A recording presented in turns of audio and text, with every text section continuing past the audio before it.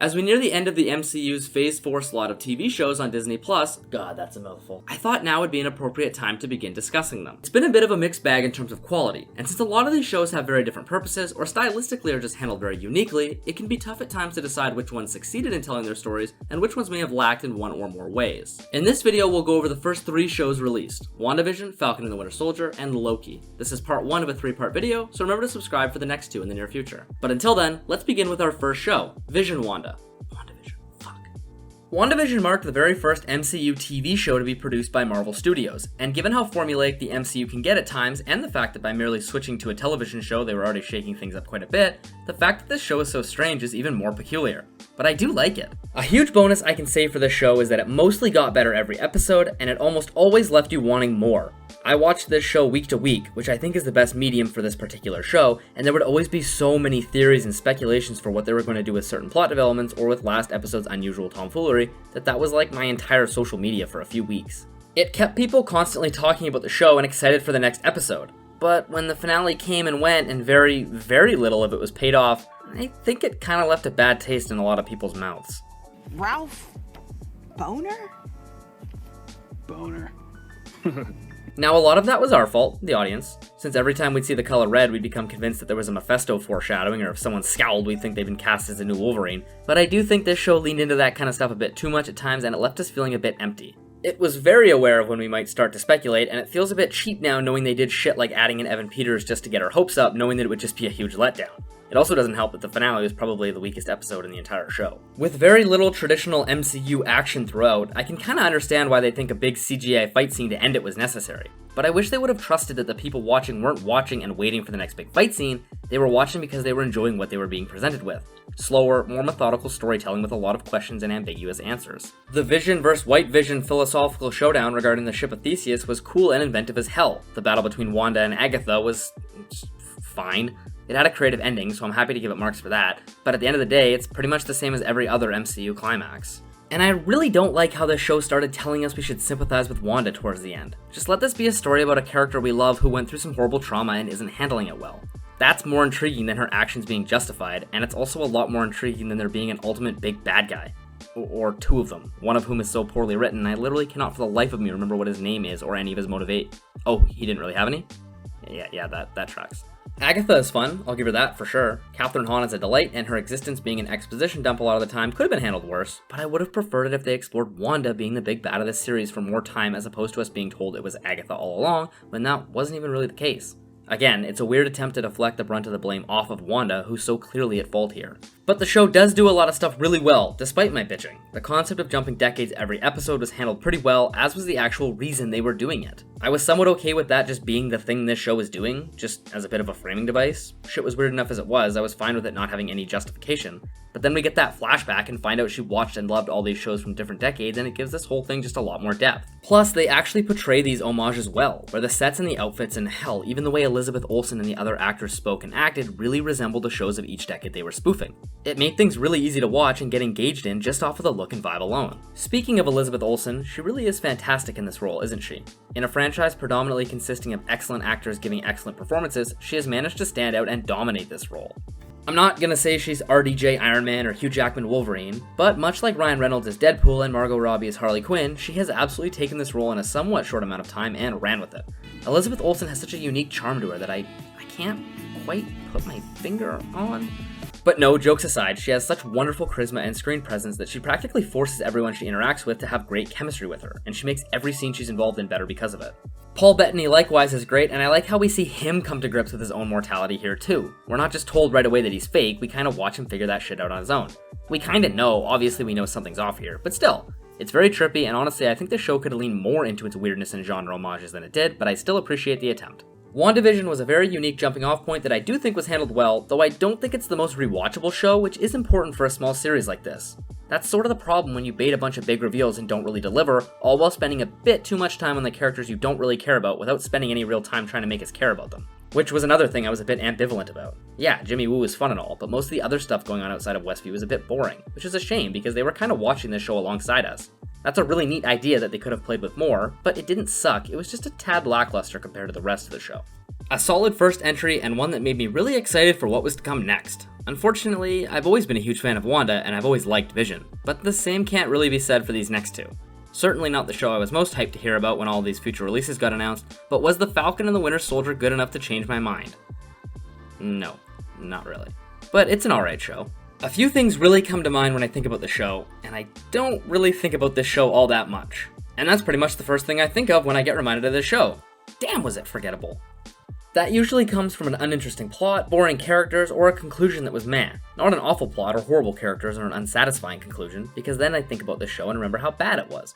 But everything in this show is just really whatever. They took one character, who is pretty much no one's favorite, but is fine in his own right, and they gave him a solid arc where he has to earn the mantle once occupied by a good friend. A prestigious mantle, and one that a pretty unlikable and controversial person has been appointed to by the government rather than Captain America himself. Then there's some nice touching on race, on the socio-economic climate following the blip, not bad at all. But again, this character isn't Batman or Spider-Man. Not many people love him, and I don't think this show is going to make anyone. He just remains a fine but somewhat boring character, which isn't really the case for his co-star at all. But is he a co-star? Bucky is way more of a fan favorite than Falcon could ever dream of, and yet this show, a medium that more or less originated for fleshing out pre-existing characters, really likes to push to the side. Hell, what's Falcon's whole arc?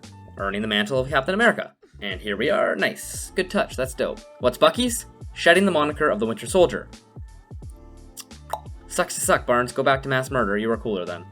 This would be somewhat acceptable if they made it a bit more transparent that Bucky's growth wasn't done yet, but I don't really think they did that, and therefore I think he got shafted here.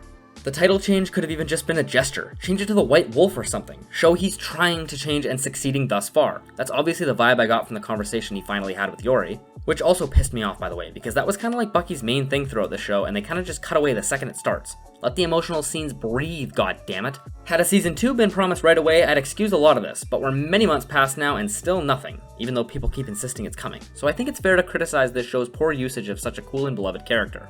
But alright, some good stuff now. Our antagonist- no, not you, not yet.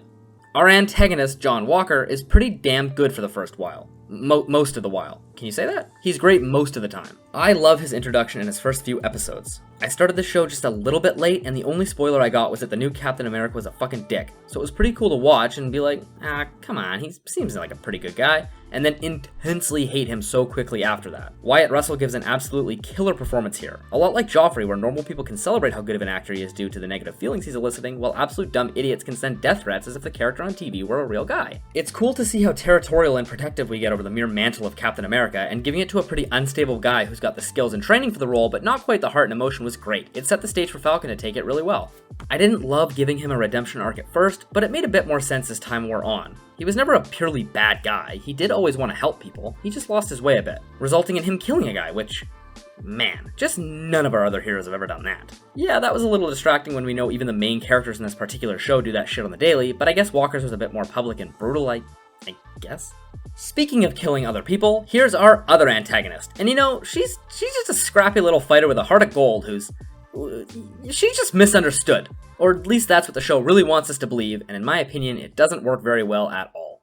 You can make gray characters who have ultimately good goals and motivations, and you can have them go over the line of moral and immoral on their quest, but you gotta show them being decent humans from time to time. If you want them to be truly gray, where we see where they're coming from, and we see the conflict and we know what they're doing is wrong, but we get where they're coming from, the bad shit they do has to be offset by at least some good stuff that's somewhat comparable. And killing hundreds of innocent people doesn't make that very easy. Neither does threatening families of the people being a lot nicer to you than you deserve. Terrorists only set us back a bit.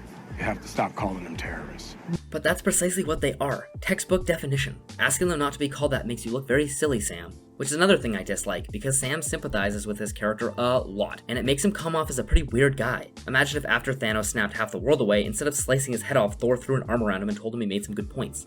Perhaps a bit dramatic, but man, Carly is still shamelessly murdering people in large quantity, and she has frighteningly few redeeming qualities. She wants the world to go back to its former utopia during the blip. Fine, that's a neat concept, but you've got to flesh it out a lot more because everything we've seen from the blip was dark and dreary and depressing and even more D-words. So we don't really believe her, we just think she's being a brat or an extremist, which she is. I'd pretty comfortably say Carly Morgenthau is the worst aspect out of all three of these shows, and given how she's like the whole plot of this show, she's a huge reason why I don't really like this show all that much.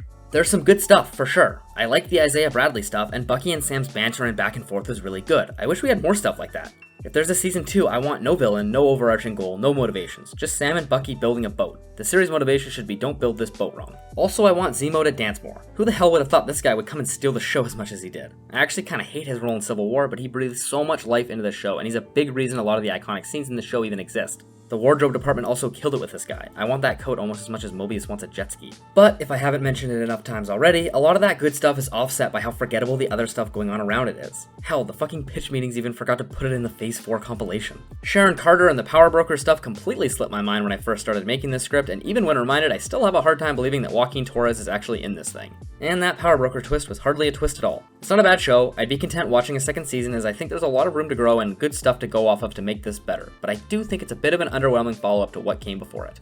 I've just never loved Bucky quite as much as most people, and I've always been pretty indifferent to Falcon, which funnily enough is pretty much the exact same way I feel for our next character's show, Loki.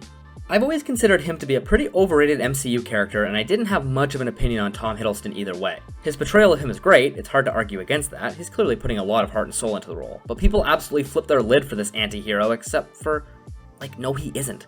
Guy's a selfish villain who's only ever on the good side when it fits his agenda. That's not an anti-hero, it's a pragmatic villain who values his own well-being over things like loyalty, which is fine, none of that makes him a bad character, but regardless, he's just not a character I ever really loved. But did the show Loki change my mind at all? Yeah, it sure did, because this show's fun as hell. Loki is probably the best of these three shows by a decent margin. It's a lot more interesting and innovative than the Falcon show, and unlike WandaVision, it has a fantastic finale, which actually paved the way for a second season, the first of these shows to be renewed for a season 2.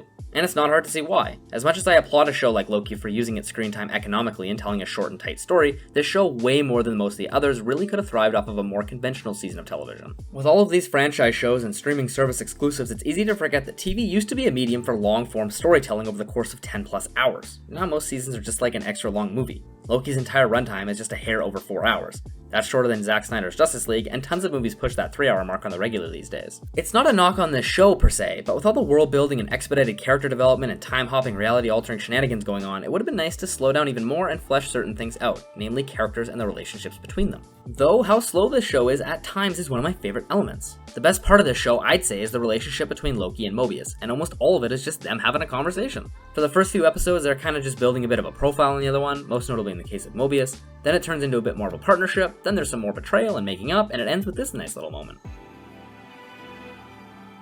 Their relationship is quite lovely, and although I do like Loki and Sylvie, it's certainly not developed quite as well. I think because we don't get any scenes of Sylvie without Loki, or at least vanishingly few. It means she's always viewed by us as a character in Loki's story, whereas Mobius is his own guy entirely, and we're interested and committed to his story arcs regardless of whether or not Loki is attached to them. It makes those moments where they get back together or reconvene even more special, like a very mini little crossover episode.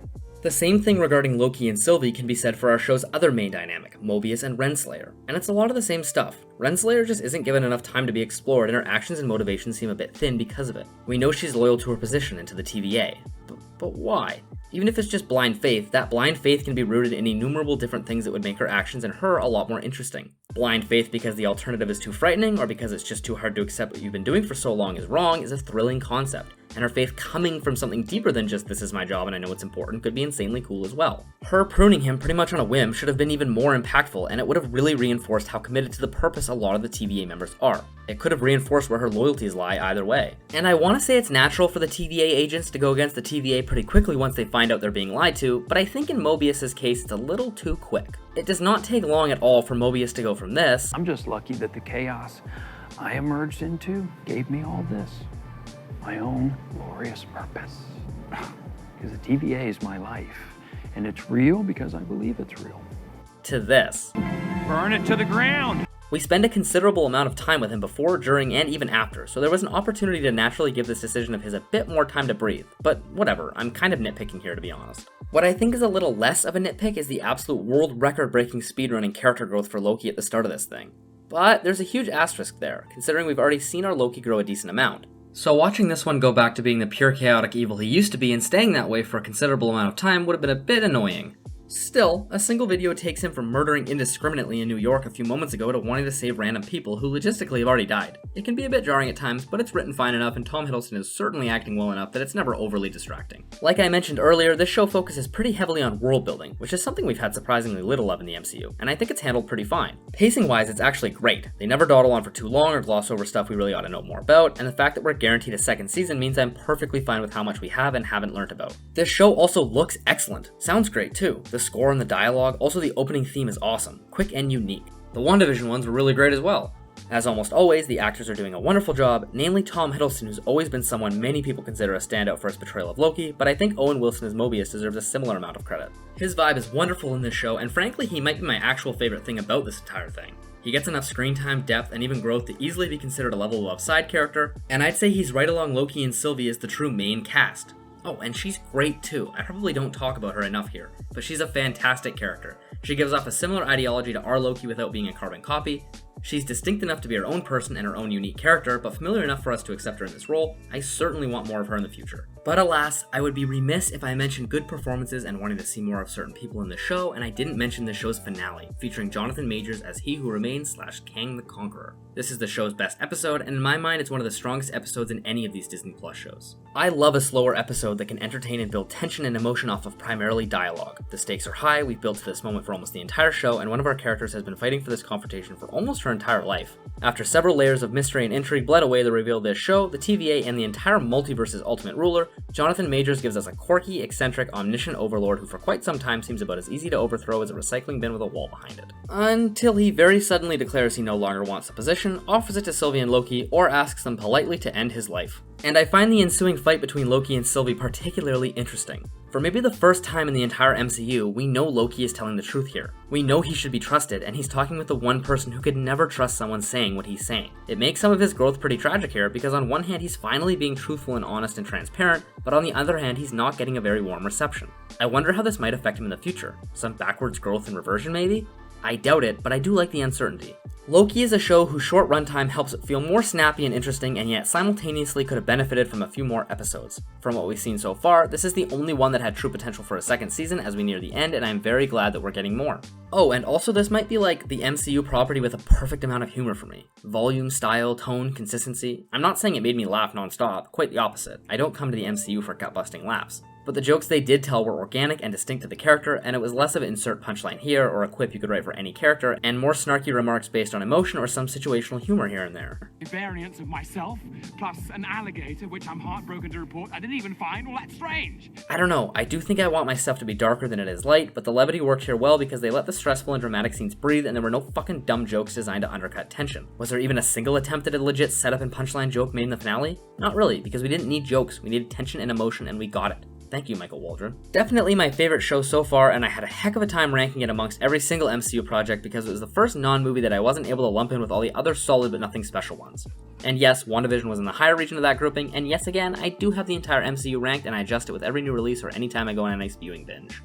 Maybe one day I'll make a Goliath set of videos like these, but for all the TV shows and movies. But until then, remember to like and subscribe and comment and, you know, all that good YouTube stuff. As a pretty small channel still, I really want to continue making videos and growing, and something as simple as clicking this little button, or clicking this little button, or letting me know your thoughts on something I talked about in the comment section helps out a ridiculous amount. But anyways, thank you very much for watching, and remember to subscribe for part 2, which will be coming out quite soon, and even more content like this in the future. I hope you enjoyed.